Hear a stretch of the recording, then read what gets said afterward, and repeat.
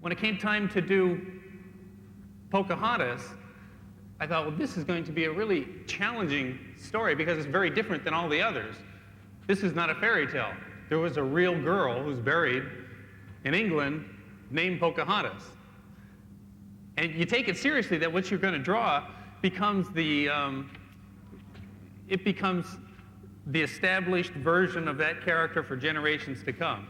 I mean, when you think of the Beast, you think of Disney's Beast. You don't think of all the other versions that might have looked like a bear or something else.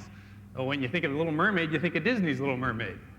So the first thing I did is I thought, well, gee, I wonder if somebody has done a drawing of Pocahontas already. And sure enough, somebody had, and here it is. See, obviously Pocahontas is a very attractive-looking woman here. All we had to do was just go ahead and paint the cell now. She can say, oh, hello, John Smith, I love you. Oh, we're already set to go. So what I'd like to do now is just show you a drawing. When I did Ariel,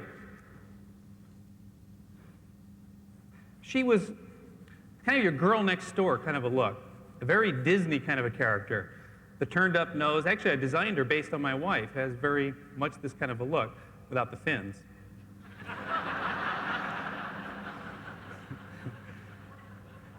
I better do a good drawing, I'll be in hot water with Ariel here.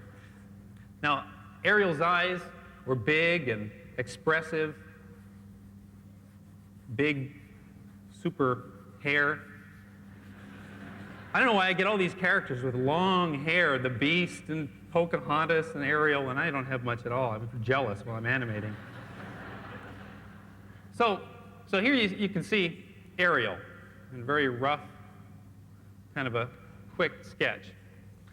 Now, Pocahontas, as an ethnic person, I mean, somebody whose design should be very different than the Caucasian kind of a look.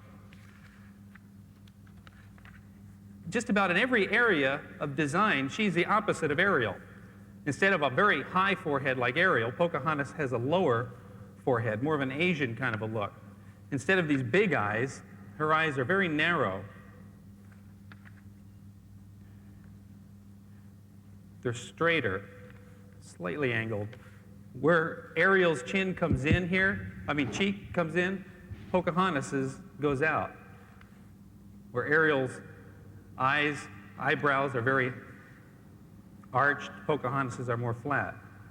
Where Ariel's nose curves up, Pocahontas's is straight and actually curves in a little bit. Where Ariel's mouth curves up, Pocahontas's goes the opposite direction. Maybe with a little curve at the end just to take some of the, so she's not too fierce. But this girl is a very proud, strong Indian, a princess. The design of Pocahontas and Ariel are very different, just like as the story is. This story is probably the most subtle in terms of animation and expression that we've ever done. We're constantly questioning, are we really up to doing this? And every week we find that we've accomplished something that we didn't think we could possibly have done. I can't wait for you to see this film. Anyway, so that's my little rough indication of Pocahontas. Just one last thing. I want to go back to that original drawing of Pocahontas. I thought it would be interesting to take a look at her one more time. And I did a drawing over top to see just how historically accurate we ended up being with our design. And so I think the guy was better drawing maps than people in this case. So I adjusted Pocahontas slightly over there, and you can see we are historically accurate in this film, if anybody asks.